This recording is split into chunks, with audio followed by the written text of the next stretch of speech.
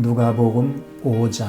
무리가 몰려와서 하나님의 말씀을 들을새 예수는 게네사렛 호숫가에 서서 호숫가에 배 두 척이 있는 것을 보시니 어부들은 배에서 나와서 그물을 씻는지라.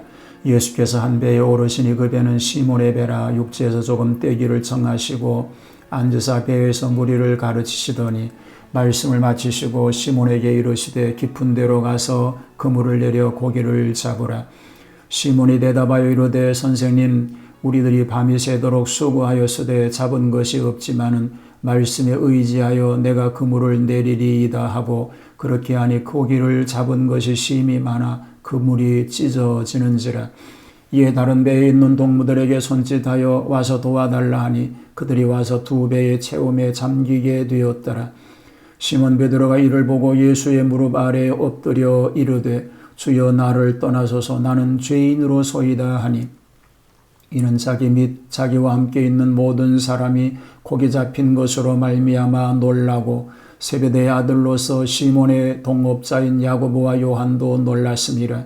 예수께서 시몬에게 이르시되 무서워하지 말라. 이제후로는 내가 사람을 취하리라 하시니 그들이 배들을 육지에 대고 모든 것을 버려두고 예수를 따르니라. 예수께서 한 동네에 계실 때에 온몸에 나병 들린 사람이 있어 예수를 보고 엎드려 구하여 이르되 주여 원하시면 나를 깨끗하게 하실 수 있나이다 하니 예수께서 손을 내밀어 그에게 대시며 이르시되 내가 원하노니 깨끗함을 받으라 하신대 나병이 곧 떠나니라. 예수께서 그를 경고하시되 아무에게도 이르지 말고 가서 제사장에게 내 몸을 보이고 또 내가 깨끗하게 됨으로 인하여 모세가 명한 대로 예물을 드려 그들에게 입증하라 하셨더니 예수의 소문이 더욱 퍼짐에 수많은 무리가 말씀도 듣고 자기 병도 고침을 받고자 하여 모여오되 예수는 물러가사 한적한 곳에서 기도하시니라. 하루는 가르치실 때에 갈릴리의 각 마을과 유대와 예루살렘에서 온 바리새인과 율법 교사들이 앉았는데 병을 고치는 주의 능력이 예수와 함께 하더라. 한 중풍병자를 사람들이 침상에 메고 와서 예수 앞에 들여놓고자 하였으나 무리 때문에 메고 들어갈 길을 얻지 못한지라. 지붕에 올라가 기와를 벗기고 병자를 침상채 무리 가운데로 예수 앞에 달아 내리니 예수께서 그들의 믿음을 보시고 이르시되 이 사람아 내 죄 사함을 받았느니라 하시니 서기관과 바리새인들이 생각하여 이르되 이 신성보도하는 자가 누구냐? 오직 하나님 외에 누가 능히 죄를 사하겠느냐?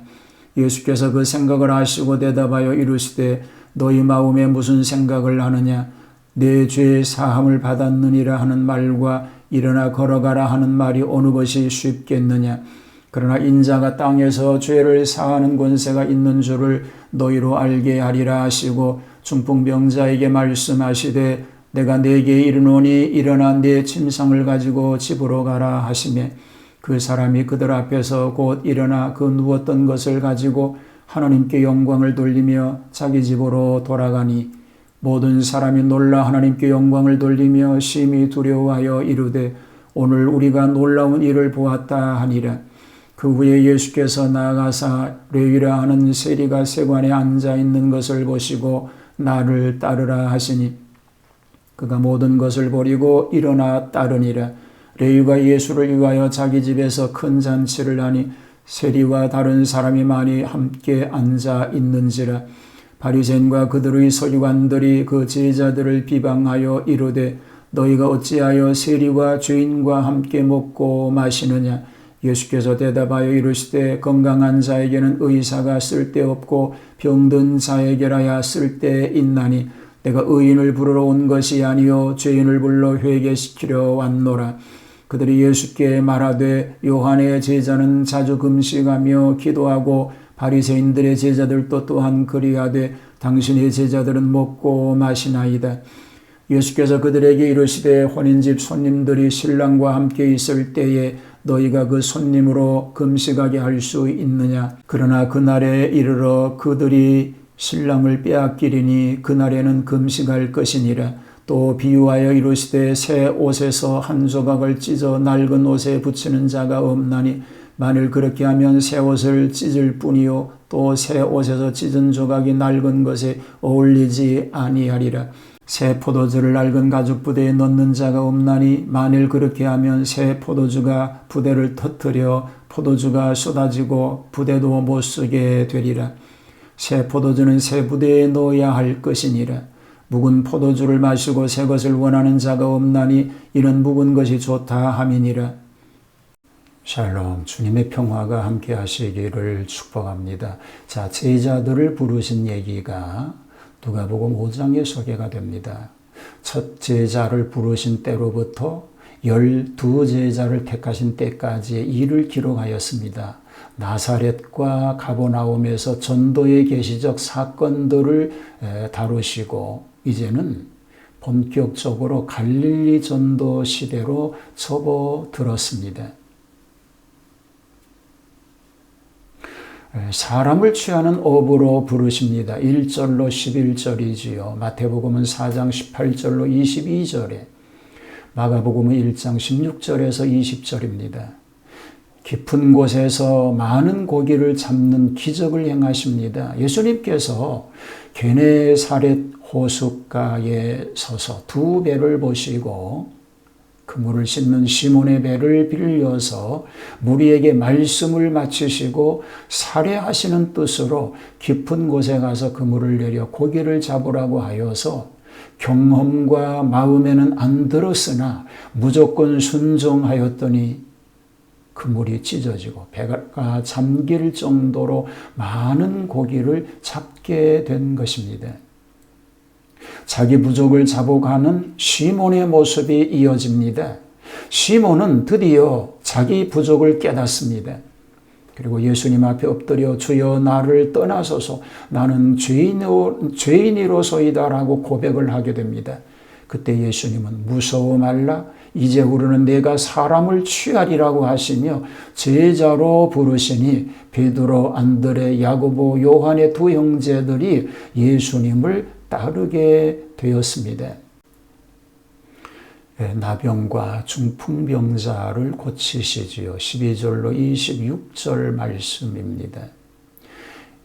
문둥병 들린 사람을 고치십니다. 자, 이 병이 다 추하고 괴롭겠지만 그 중에서도 이 나병은 가장 추합니다. 고통스럽습니다. 수치스럽습니다. 사람마다 싫어합니다. 무섭습니다. 그래서 쫓겨나는 알질병입니다. 성경은 나병을 죄악의 상징으로 나타낸 것이 많습니다. 그러나 예수님께서는 그 나병 환자가 꿇어 엎드려 간구하는 모습을 보시고 심히 불쌍히 여기십니다. 주여 원하시면 나를 깨끗게 하실 수 있나이다라고 할 때에 손을 내밀어 저에게 대시면서 내가 원하노니 깨끗함을 받으라고 고쳐주십니다. 얼마나 자비심이 많으시고 또 권위 있는 표적이신가를 보게 됩니다. 예수님은 저에게 경계하사 아무에게도 이르지 말라고 하셨는데 소문은 더욱 퍼져 허다한 무리가 말씀도 듣고 병도 고침을 받으려고 모여들었습니다. 중풍병자를 고치시죠. 이 중풍병자를 고치신 예수님의 권능은 위대합니다. 병을 고치시기 전에 내 죄 사함을 받았느니라고 선언하심으로 서기관과 바리새인들이 참람된 말을 하는 자가 누구냐? 오직 하나님 외에 누가 능히 죄를 사하겠느냐라고 그들 마음속에 의논을 예수님은 아시고 저들에게 실증을 보여주셨습니다. 죄값으로 낳은 난병은 죄를 사하면 병은 저절로 나을 것입니다. 24절에 보면 이렇게 말씀하시죠. 인자가 땅에서 죄를 사하는 권세가 있는 줄을 너희로 알게 하리라 하시고 중풍병자에게 말씀하시되 내가 네게 이르노니 일어나 내 침상을 가지고 집으로 가라고 하십니다. 죄를 사하는 일은 하나님만이 하시는 일이니 예수님을 하나님으로 믿지 않는 서기관들은 결국 믿지 않을 수가 없었습니다. 하나님께 영광을 돌리게 된 것입니다. 레위가 예수님을 따릅니다. 27절로 32절이지요. 이 레위는 마태로 불리워지는데 가버나움 세관에 앉아서 세금을 받던 세리였습니다. 그 당시 세리는 백성에게 미움의 대상이요 죄인시 여김을 받았습니다. 그가 예수님의 부름을 받고 감격하여 예수님을 자기 집에 모시고 대접하였는데 이 선한 일을 바리새인들은 비난합니다. 죄인을 부르러 오신 구주이심을 선포하시고 레위를 제자로 삼으셨습니다. 예수님은 병든 자에게 필요한 의원처럼 죄인에게 필요한 구주가 되셨던 것입니다. 금식에 대한 예수님의 교훈이 33절로 39절에 소개가 됩니다. 금식의 목적은 중대한 국민적 불행과 고난 시에 공공적 죄를 참여할 때에 하나님의 도움을 구할 때에 하나님의 명령을 받기 위해서 금식하는 것입니다. 금식의 시기는 구약시대에 국민적으로 했습니다. 예루살렘 약탈을 기념하여 4월에, 성전 파괴를 기념하여 5월에, 예루살렘 포위를 기념하여 10월에, 게달야의 피사를 기념하여 7월에 각각 금식하였습니다. 바리새인들은 일주 2회씩 금식합니다. 목요일 모세가 시내산에 등산하던 날과 월요일 모세가 시내산에서 하산한 날을 기념하여 그렇게 기도하며 금식하였던 것입니다. 바리새인들의 구원과는 기도, 금식, 구제였습니다. 그래서 외식적인 금식 기도라고 강조하고 있는 것입니다. 금식의 질문에 대한 예수님의 답변이 있습니다. 신랑의 비유를 들어서 말씀합니다.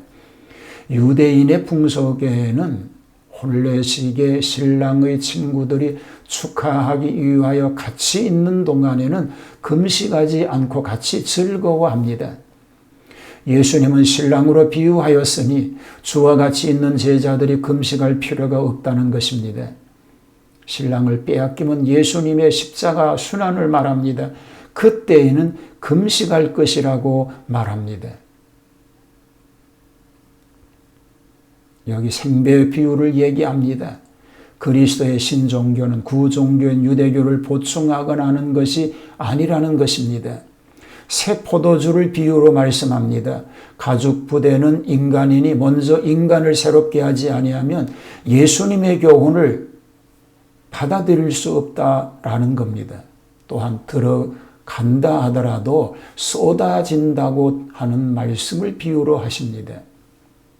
금식에 대한 예수님의 사상이 있습니다. 금식에 대하여 예수님은 권고도 아니하셨고 금하지도 아니하셨습니다. 금식 문제도 표현적 형식 문제임을 알아야 하는 것입니다. 천국 사업을 널리 전개하는 데는 제자들이 필요합니다. 그래서 하나씩 둘씩 불러서 마침내 12제자를 구성하신 것입니다. 하나님은 오늘 우리를 부르셔서 주님의 제자로 세상에 보내셨음을 기억하고 제자의 의무와 도리를 감당할 수 있게 되기를 주님의 이름으로 축복합니다. 하나님 보냄을 받은 자로서의 사명을 잘 감당하게 하여 주시옵소서. 어두운 세상에 빛이 되고 하나님 뜻을 잘 전달하는 전달자로 살게 하옵소서. 예수님 이름으로 기도하옵나이다. 아멘.